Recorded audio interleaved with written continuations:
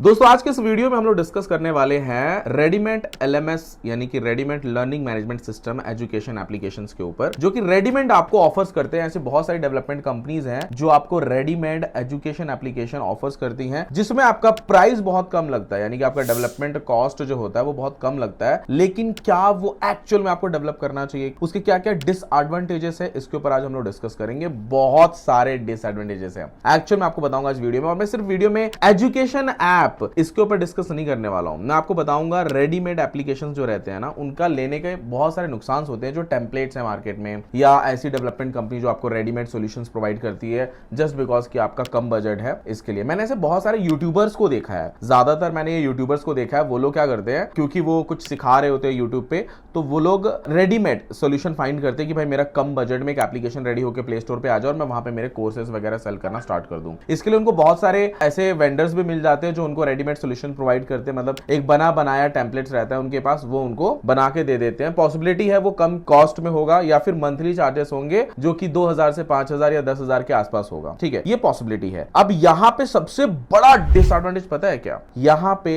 आपका डेटा सामने वाले वेंडर के पास जा रहा है। ठीक है, अब आपका डेटा जा रहा है, वैसे उसके पास और भी मल्टीपल जितने भी पढ़ाने वाले शिक्षक है उनका भी डेटा जा रहा है। जो डेवलपमेंट कंपनी है जो आपको मंथली कॉस्ट पे दे रही है, अब इसके पास जो पूरा डेटा जा रहा है, तो इसकी क्या गारंटी है कि वो डेटा आगे सेल नहीं करता होगा? इसकी क्या गारंटी है कि वो अपने एप्लीकेशन में उस डेटा का यूज नहीं करता होगा? दोस्तों आज के जमाने में डेटा का बहुत ज्यादा इंपॉर्टेंस है। आपको पता है जब हम भी डेवलप करते हैं कोई एप्लीकेशन, तो हम कस्टमर का डेटा, जो यूजर का डेटा होता है, उसका डेटा पेमेंट गेटवे कंपनीज के पास भी रियल ना जाए, इसके ऊपर बहुत ज्यादा हम लोग फोकस करते हैं। क्योंकि आप ठीक है, आप समझते हो आपका जो सामने वाला बंदा उसके साथ आपके रिलेशन बहुत अच्छे हो सकते हैं, लेकिन इसका मतलब ये नहीं है कि आपसे बेटर उसको कोई नहीं मिलेगा को ऑफर करे कि भाई तो इसका डेटा मेरे को दे दे। फर्स्ट सबसे बड़ा ड्रॉबैक तो यही है। ठीक है, अब दूसरा सबसे बड़ा डिसएडवांटेज है, उसकी बात करते हैं। यहां पे सर्वर आपका नहीं है, सर्वर वो अपने सर्वर पे कोड को होस्ट कर रहा है। कल को कुछ आपको कस्टमाइज कराना हो, या ऐसा भी हो सकता है कि भाई जो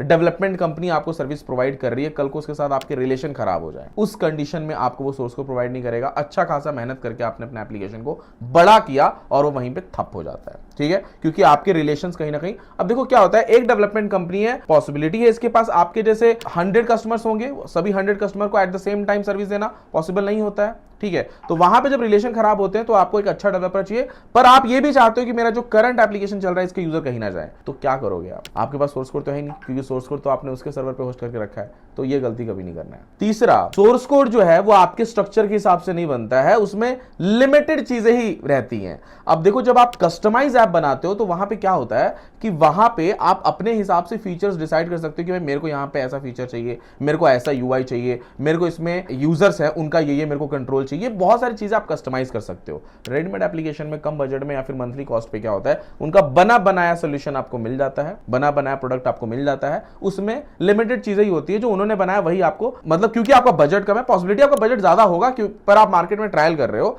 लेकिन ट्रायल के चक्कर में समटाइम एप्लीकेशन सक्सेस हो जाता है तो आपका लॉस हो जाता है। ठीक है, आपका लॉस होगा, डेटा ही आपको, बहुत सारे से डिसएडवांटेज जो मैं इस वीडियो में बता रहा हूं, लिमिटेड चीजें रहती हैं, इस चीज को आपको नहीं करना है। जब आपको पता है कि आपका एप्लीकेशन सक्सेस होने वाला है, आप एक यूट्यूबर हो, आपके पास अच्छा खासा सब्सक्राइबर बेस है, आपको भी पता है कि वो लोग आके आपके एप्लीकेशन पे कोर्स खरीदने वाले हैं, डेटा बहुत ज्यादा वहां पे कंज्यूम होने वाला है, बहुत कुछ आप उसमें नए मोनेटाइजेशन मॉडल इंट्रोड्यूस करके अच्छा खासा रेवेन्यू जनरेट कर सकते हो, तो इट्स बेटर कि आप कस्टमाइज ऐप बनाओ, है ना। और समटाइम ऐसा भी होता है कि जब पेमेंट गेटवेज लगते हैं ना, तो ये जो वेंडर्स रहते हैं ये पेमेंट गेटवे भी अपना लगाते हैं। ठीक है, क्यों? क्योंकि पेमेंट गेटवे में भी इनका XYZ का कमीशन रहता है। जैसे मान के चलो कि अगर पेमेंट गेटवे प्रोवाइडर इनको एक 1.2% या 1% पे दे रहा है, तो ये आपको कहीं ना कहीं 2% बताएंगे या 3% बताएंगे या फिर 1.8% बताएंगे। तो वहां पे जो 80 पैसा होता है, ये 80 पैसा क्योंकि आपका वॉल्यूम पर डे का 5 लाख 10 लाख के आसपास है, क्योंकि कोर्स सेल हो रहा है यहाँ पे,